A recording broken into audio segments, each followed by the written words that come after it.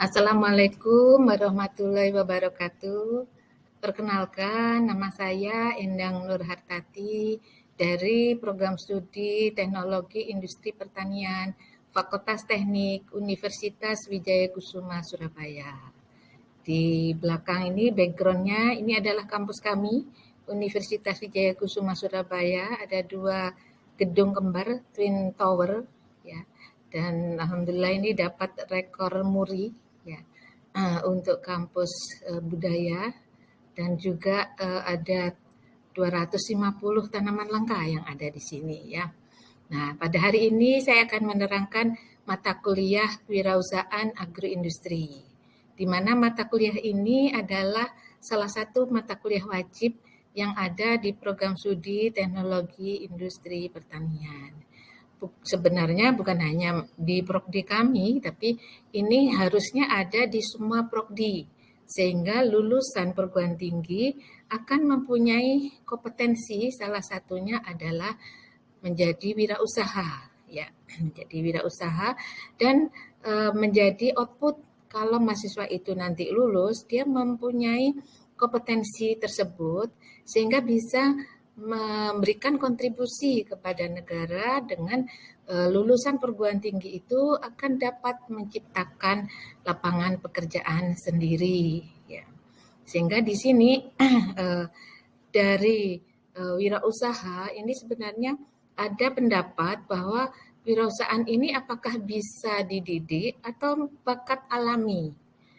Sehingga di sini kalau memang bakat alami maka tidak bisa dididik. Nah, ternyata setelah ada perkembangan zaman, ya, sampai saat ini dan akhirnya menjadi mata kuliah wajib, ini sebenarnya mendukung bahwa kewirausahaan ini bisa dididik, sehingga dengan adanya bakat di dalam diri mahasiswa, kemudian diberi pendidikan, fokus, ya, ke bidang masing-masing, di sini akan memberikan kontribusi kepada mahasiswa ini, dan mahasiswa akan di depan, dia akan keluar bakatnya, inovasinya, kreativitasnya, sehingga mempunyai inovasi, ya. Nah, background yang kecil-kecil ini adalah tanaman biji sorghum, ya. Nah, ini yang akan kita angkat sebagai bahan baku dari kewirausahaan ini. Ya, sehingga pada kali ini saya akan menerangkan pengembangan program kewirausahaan pangan alternatif sorghum di perguruan tinggi. Nah, sorghum ini adalah salah satu tanaman serealia. Ini yang ada di slide ini adalah kebun sorghum, ya. Ini salah satu kebun yang besar yang ada di Jawa Timur. Ini ada di Lamongan, ya. Nah, ini bijinya sudah siap untuk dipanen. Di sini semua bagian tanaman ini bermanfaat, ya, untuk kita manusia, ya, semua. Dan ini adalah varietas KD4 atau sorghum putih. Nah, ini yang di pinggir ini sebelah kiri ini adalah biji-biji sorghum yang sudah ditata dan siap untuk dikembangkan menjadi bahan baku kewirausahaan. Mengapa kita harus memilih bahan baku yang tepat, ya, yang ada inovasi, ya. Semua punya keunggulan masing-masing setiap bahan, tapi yang pasti bahan ini bisa ditanam di Indonesia dan akhirnya bisa mendukung kontribusi menuju pangan alternatif dan mendukung ketahanan pangan bangsa Indonesia. Nih, kemudian selanjutnya adalah bagaimana potensi pengembangan biji sorghum, ya. Ternyata setiap bagian tanaman ini sangat bermanfaat. Ya, di sini tadi ini sudah siap panen, ya. Ini sudah rimbun sekali, ya. Ini kalau kita lihat di lokasi sangat bagus sekali, dengan luas sekitar 500 hektar itu terhampar tanaman sorghum sehingga waktu panen itu sangat bagus sekali. Nah, pertama yang bisa diambil dari tanaman sorghum ini adalah bijinya. Bijinya ini salah satu potensi, ya, untuk sorghum. Nah, di sini bijinya bisa dikembangkan nantinya dilakukan penyosohan ya dari biji itu, maka akan berkembang. Dari biji akan penyosohan pertama itu akan dihasilkan dedak, itu kasar sekali, ya, itu dedak itu nantinya. Dedak ini bisa untuk pakan ternak. Kemudian penyosohan kedua, ya penyosohan dilakukan 2 kali untuk sorghum, bijinya bulat-bulat kecil-kecil ya. Jadi di sini penyesuaian kedua akan dihasilkan bekatul. Nah, ini yang bisa digunakan untuk kita ya. Kalau dedak tadi untuk pakan ternak, sedangkan bekatul bisa untuk kita konsumsi.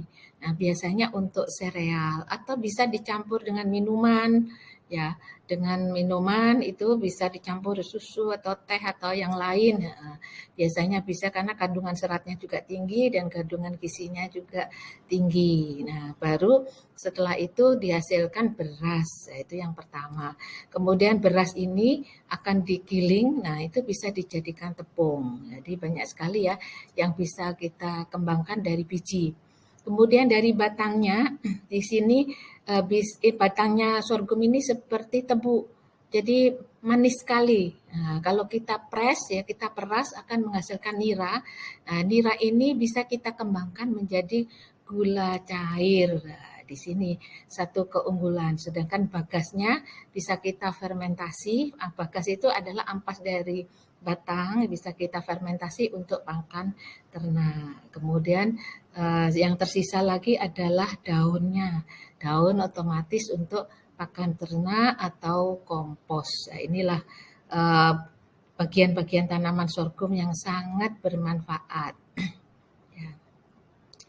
Nah, kita mulai dari biji ya. Tadi sudah diterangkan dari biji di sini menghasilkan beras, tepung, bekatul, kemudian ada juga batang sorghumnya ya, dari tanaman itu menghasilkan biji, kemudian menjadi beras, tepung, bekatul, dan batangnya juga siap untuk digunakan sebagai bahan baku kewirausahaan ya.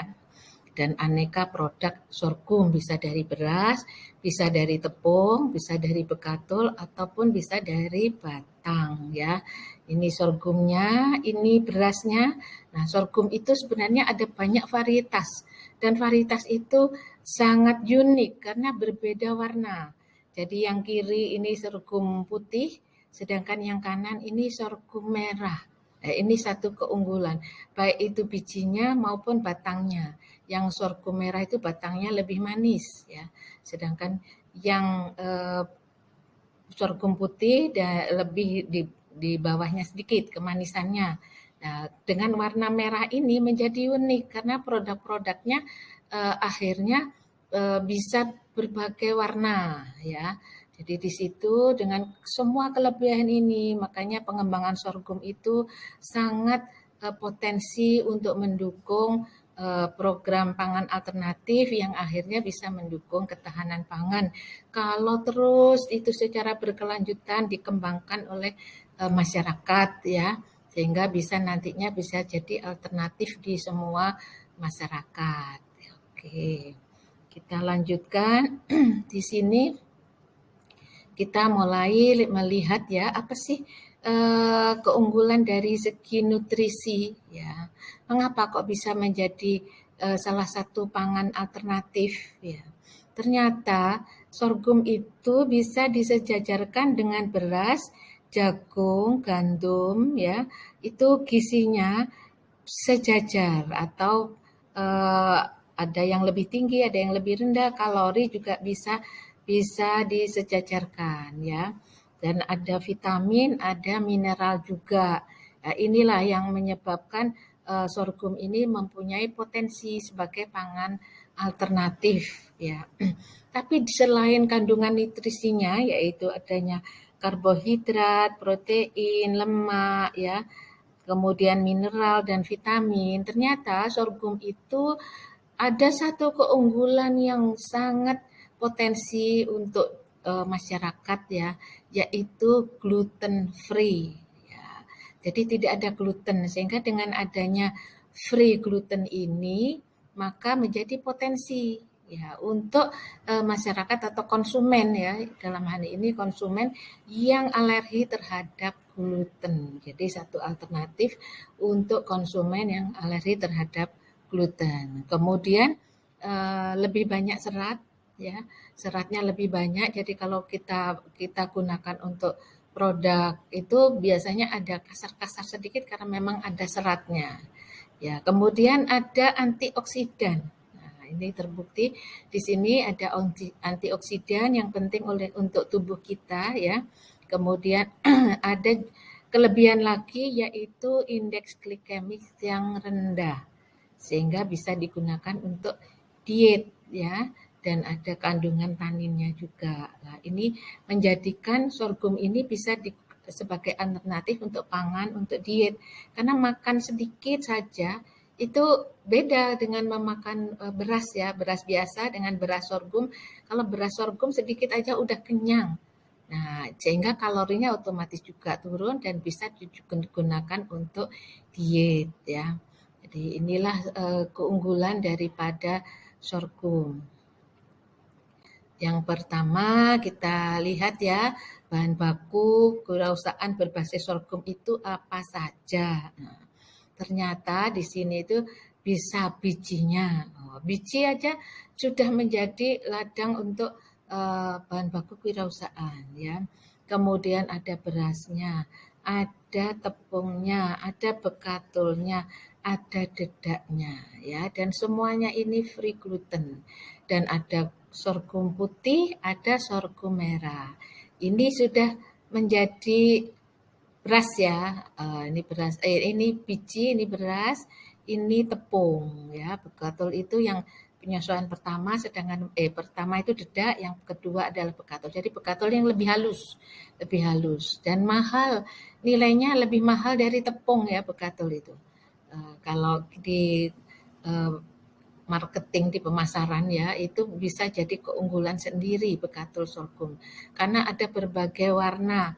Ada warna putih, ada warna merah. Putihnya juga enggak putih sekali karena putihnya sorghum itu agak keruh gitu ya.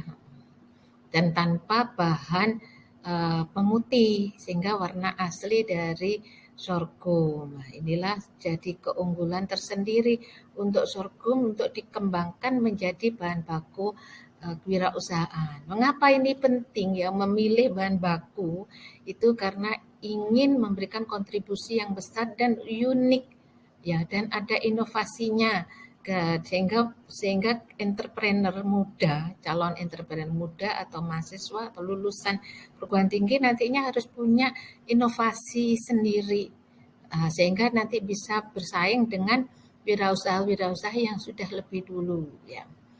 Oke, kita teruskan sekarang masuk ke bahan baku beras. Nah, di sini beras itu selain diolah menjadi nasi, bisa juga untuk bubur, bisa juga untuk lontong. Ya, nah ini untuk apa? Karena memang konsumen itu bahan pokok itu bermacam-macam ya. Untuk pengolahannya ada jadi nasi, ada bubur, ada juga lontong. Nah ini dikembangkan dengan kombinasi macam-macam makanan, misalnya lontong bisa untuk rujak, gado-gado ya. Nasi bisa untuk nasi kotak, nasi tumpeng, nasi uduk ya dan lain-lain ya. Itu berkembang terus. Bubur juga sama ya. Bubur nantinya bisa diteruskan selain bubur yang siap saji juga bisa menjadi bubur instan.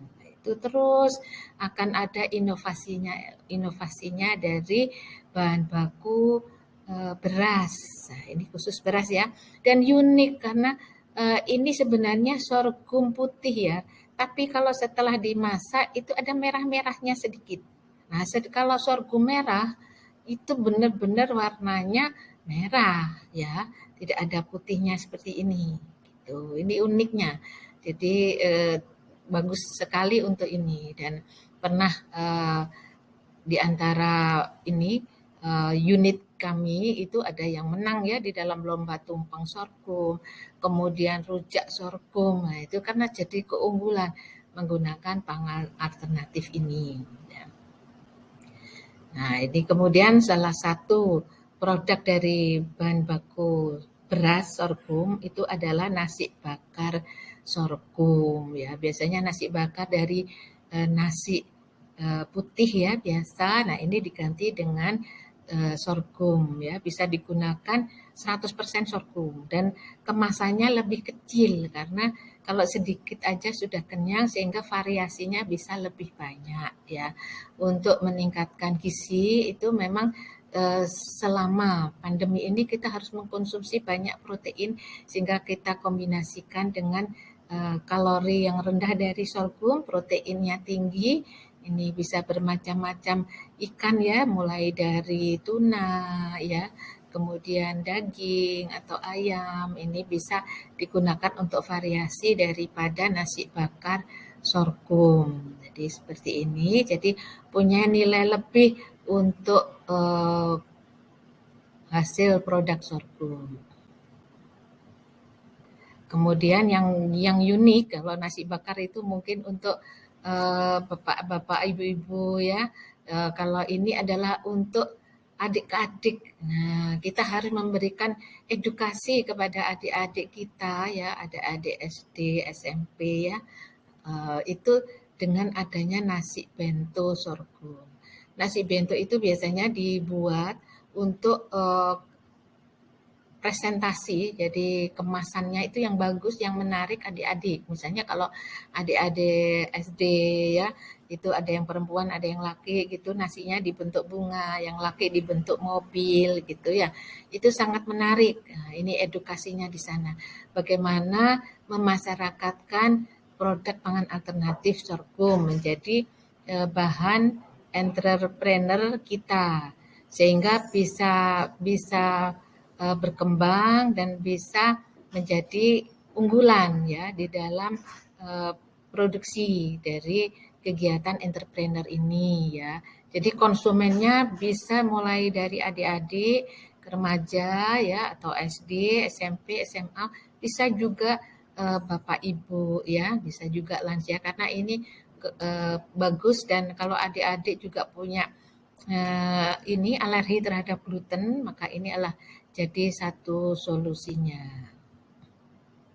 Ya, ini untuk ibu-ibu yang biasa membuat cookies sendiri menjelang Lebaran ya. Salah satu alternatif adalah cookies sorghum ya. Ini kok cookiesnya coklat gimana ini? Kok bisa apa diberikan warna coklat? Tidak. Ini warna asli dari sorghum karena bahan yang digunakan adalah sorghum merah. Nah, ini sorghum merah ya. Nah, ini juga edukasi ke masyarakat.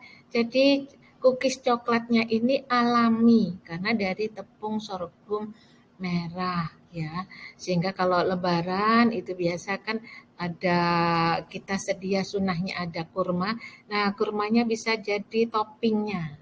Kemudian adik-adik bisa ini sereal ya, bisa coklat dan lain-lain di untuk topping tapi ya, bukan dimasukkan di dalam adonannya. Jadi adonannya murni dari sorghum karena bahannya sorghum merah maka warnanya juga menjadi coklat. Inilah keunikan daripada sorghum ya. Kemudian dari tepungnya sekarang ya.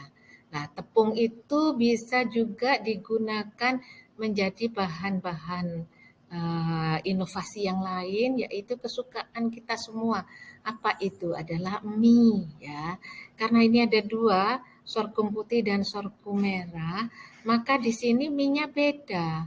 Yang putih itu agak kekuningan ya, sedangkan yang sorghum merah menghasilkan mie yang berwarna coklat. Nah, inilah keunggulannya. Kalau caranya semuanya sama ya, antara bahan itu tepung terigu ataupun tepung sorghum. Yang berbeda mungkin komposisinya karena zat yang terkandung berbeda.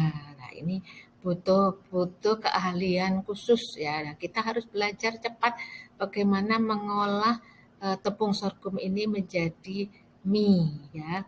Gitu.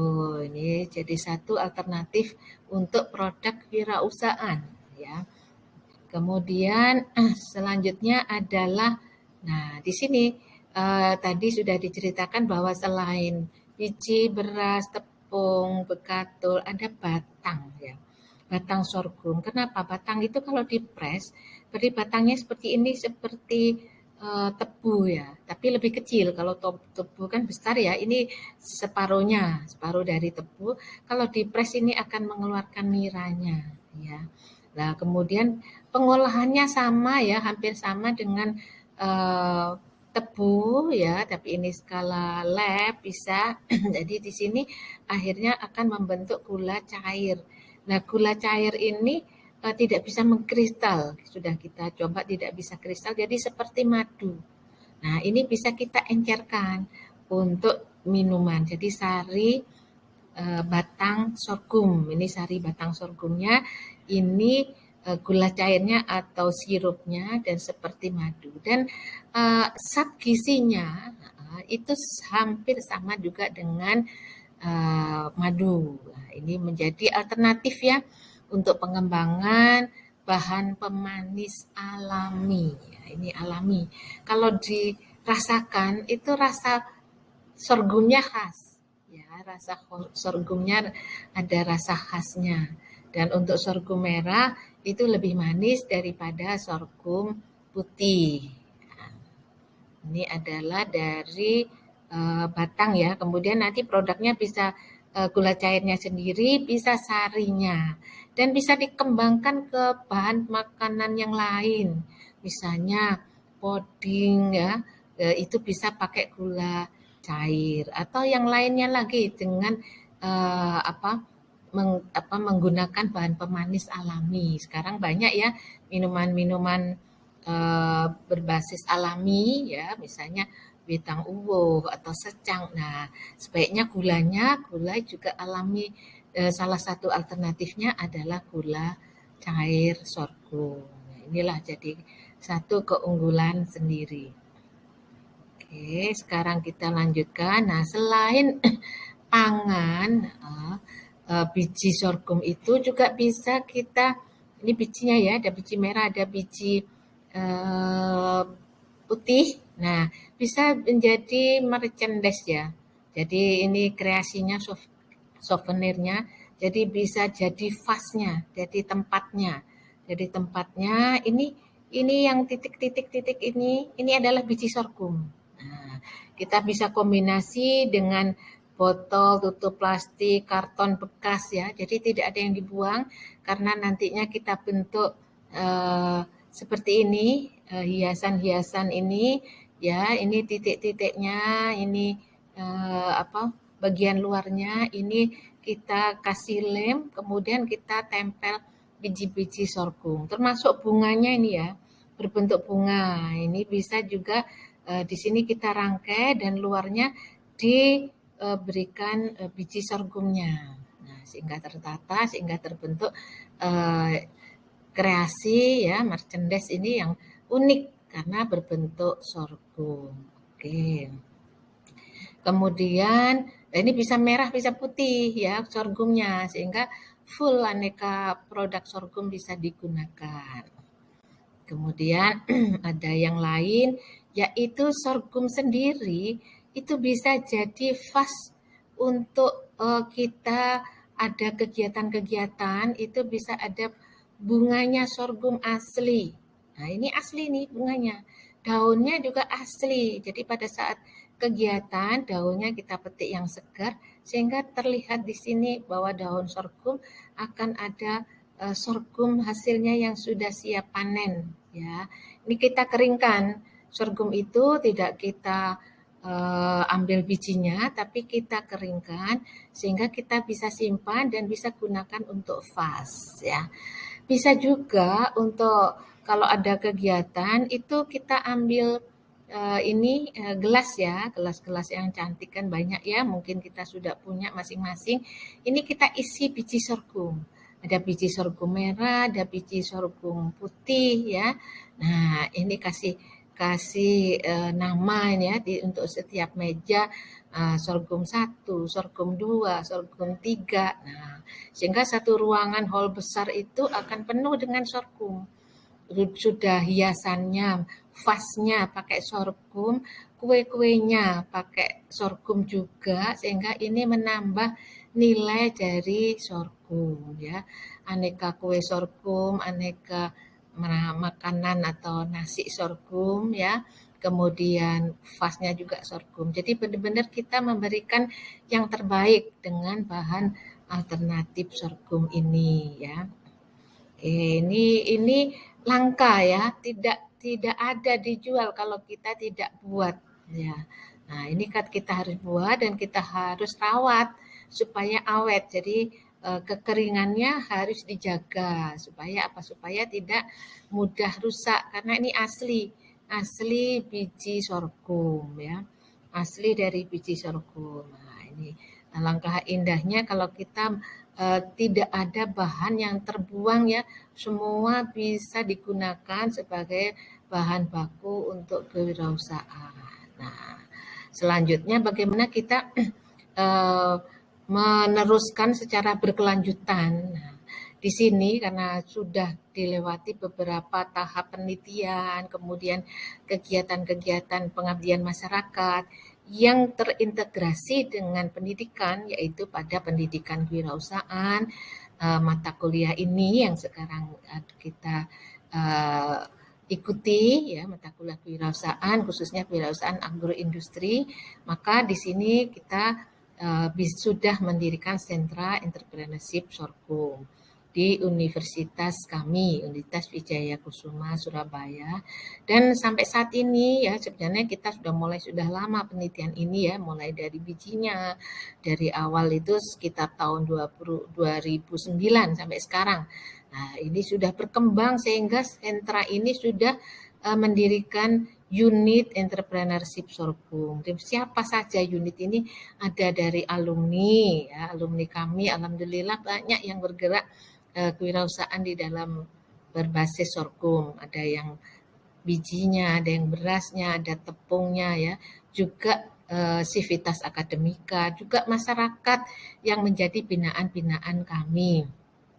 Sehingga hasilnya lebih maksimal karena kita terus ingin ini dilakukan secara berkelanjutan dan kemudian kita ikut kegiatan publikasi baik itu mahasiswa, dosen ya atau masyarakat supaya apa? Supaya terus ini bisa secara berkelanjutan dan kita membentuk jaringan network yang ada di Indonesia dan sekarang sudah mulai bergerak keluar. Kita keluar luar negeri ya, kita berhubungan karena memang semua daring ya, sekarang dilakukan secara daring lebih mudah, akhirnya kita bisa berkomunikasi dengan semuanya. Oke, sekarang dengan adanya pengembangan program kewirausahaan pangan alternatif sorghum ya di perguruan tinggi ini, maka akan dapat menumbuhkan jiwa kewirausahaan karena jiwa ini harus tumbuh pada diri mahasiswa sebagai generasi penerus sehingga nantinya dapat menjadi entrepreneur muda ya dan sekaligus dapat meningkatkan diversifikasi pangan khususnya berbasis sorghum sebagai pangan alternatif.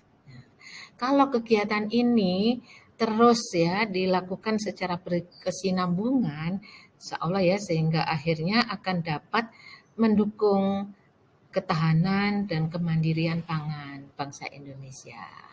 Demikian dari saya. Terima kasih. Insya Allah kita ketemu lagi di materi yang lain, tapi tetap berbasis sorghum. Karena kita ingin terus mendukung sorghum sebagai pangan alternatif di Indonesia. Ya. Terima kasih. Sampai jumpa lagi di program studi Teknologi Industri Pertanian Fakultas Teknik Universitas Wijaya Kusuma Surabaya. Saya akhiri. Wassalamualaikum warahmatullahi wabarakatuh.